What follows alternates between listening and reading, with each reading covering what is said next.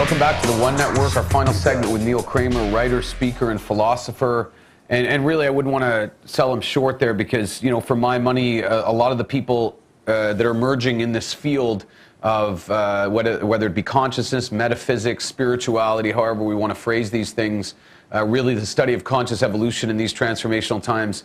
I can't think of anybody who's better at articulating to a broad audience these, you know, the importance and significance of these times and how we can connect with them and ultimately be a part of that in a very positive way. So definitely check out all the things Neil Kramer has done on YouTube and his own site, neilkramer.com.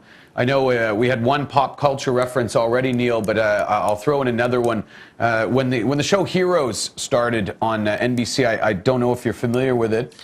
Yes, a little. Yeah, and when it came out, I just remember seeing the promos. I was like absolutely blown away. I was stunned because it was gonna delve into the unlimited power potential of human beings and how, you know, different people had sort of tapped into it in sort of superhero ways.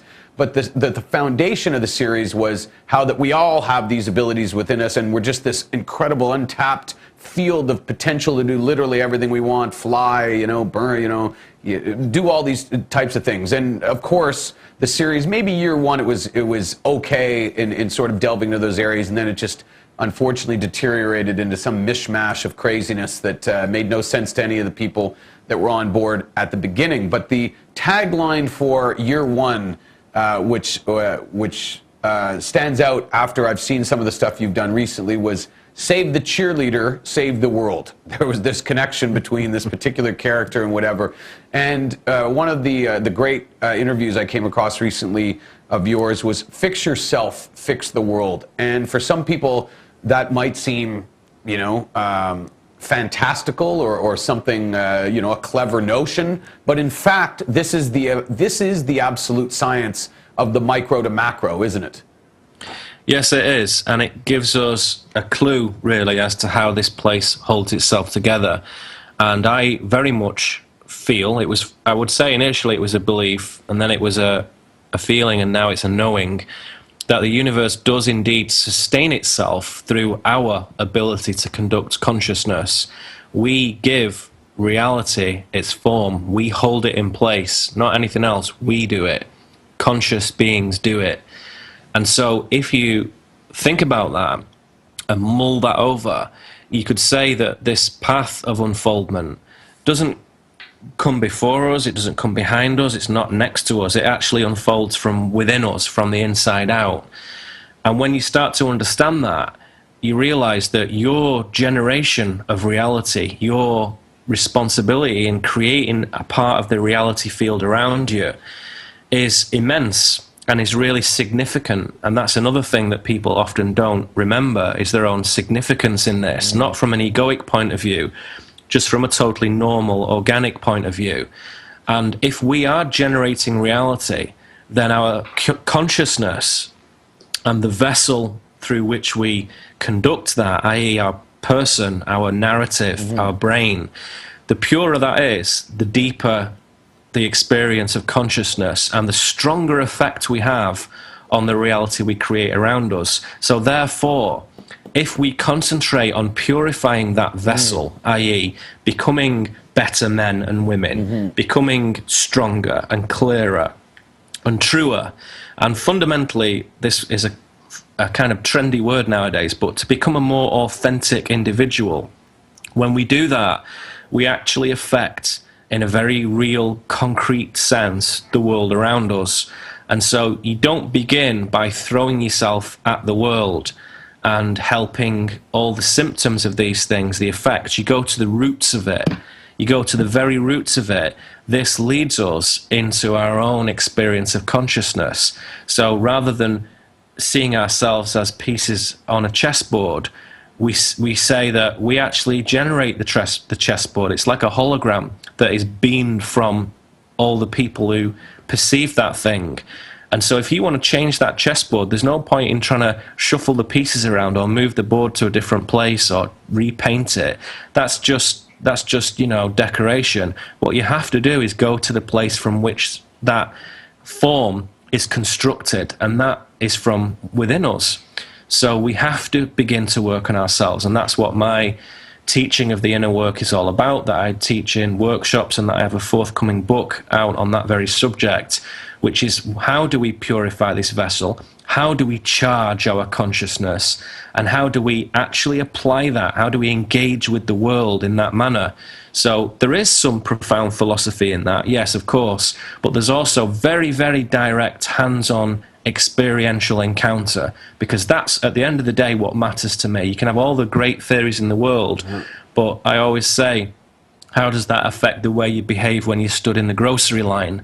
And if there's a disconnect, then you can forget the philosophy. It has to actually make a difference in your real life. And there's a lot of contradiction out there. I mean, especially through our lack of real understanding of ego, you know, people can go in certain directions. I spent some time in Africa in 2006 and was expecting that, you know, everybody you would meet there would be this angelic human being of, you know, Mother Teresa proportions. And in fact, you find the same thing you would find on Wall Street or anything else. You find egos, and in this particular case, instead of it being a red Ferrari that I'm showing how I'm superior to you, it's that I'm over here helping and doing this, and that's how I'm superior to you. But it's the same, driven by the same place, which is the ego versus, like you said, at the end of the day, this is a very, it's a very organic understanding of organisms and networks. And I remember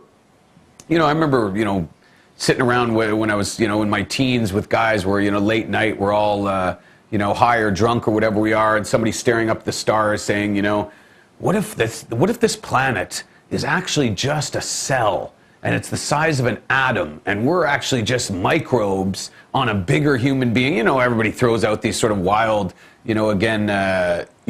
induced, philosophies and theories. But the more and more we understand about where things are at, that's actually a quite helpful analogy in that, as you said, it is the purification of your particular vessel, which, let's say, is a cell in the greater organism, which is ultimately what's going to cure this or rid us of this cancer that we have in this organism. It is. It's like in computer networks and security, you have a virus, and we all know what those are, and they come onto your computer and eat things up and destroy files and corrupt your hard drive and do, wicked little things. Mm-hmm. And in terms of the size of that piece of code, it's tiny compared to all the other code that's on your computer. It's minute, and yet it can wreak havoc. But similarly, you have, in some sections, what they would refer to as a DOVE virus, a DOVE virus, which can go in and have the reverse effect and can clear things up and can spread harmony through the system. And in the same way, we have to understand that although this world is big and complex and full of sophistication and diversity, the smallest thing, when it's understood that everything is connected to everything else, just like on your computer and just like all the little laptops and hard drives on the internet, when we understand that they're all connected to each other, something that occurs on one computer can affect all the others. Mm-hmm. And it's the same sort of thing with consciousness. So when you clarify your own activity in the world, and when you deepen your consciousness, and when you begin to have a fulfilling life where there is creativity and love and harmony, but not just in the sort of sit-down Taoist sense, like I'm okay and I'm just sat on a mountain, but you're actually doing things with that. You're actually spreading awareness, and you're serving not just yourself, but those around you in a sort of totally non-selfish way, then that actually has a physical effect on the things around you. And when you go into the grocery store, or when you speak to your father, or when you cut the grass, or when you drive to the city, everything you do is then changed, and it has a different aspect. And everybody you encounter senses that. Some people very consciously, some people rather subconsciously, but everybody senses that, and it affects things. So your presence becomes more noticeable, not in, again, an egoic sense, but in a spiritual sense. When you're in a room and when you're talking to somebody, you're really in the room and you really are communicating deeply with that person. And that is a result of this purification process. So it makes you have a more vivid experience, not only with yourself, but with the people around you. So you can still see the same flower that you saw yesterday, but it's much more, vivid. It's much more exciting. The colours are far more saturated with real life, So as somebody who goes to the doctor and says you've got 5 days to live, you walk out of the doctor's room and you walk past the little garden at the side and you look at the flowers and you think, holy cow, that is the most stunning thing I've ever seen in my life. And the reason that happens is because the presence of that person is absolutely pinpoint, accurate, total 100% gravitation to exactly where they are. They're not spreading it out all over the place. The focus becomes maximum. And that's what this process does, this unfoldment. It brings us an incredible degree of focus. And with that focus, as you said, in a fictional context, you can do amazing things with it. And there's many instances I've seen in my life, and there's many instances that are well documented in a lot of the spiritual texts, where the physics, the understood physics of our life is completely bent and is completely turned inside out when that focus is achieved. And part of that is a discipline, it is a practice, and those are unusual words in the days we live in at the moment. To have discipline is quite unfashionable, but actually being able to do that in a kind of, let's use another fictional reference, pop culture reference, as a Jedi Knight. The only thing that distinguishes a Jedi from a normal guy in that fictional universe is that their focus and discipline is of a much higher order. And that's the difference here. So when we understand that there's a relationship between adventure and fulfillment and happiness and discipline and focus, then that's the reward, basically. And it doesn't become a chore. It's not hard. It's not a pain to do it. It becomes something pleasurable.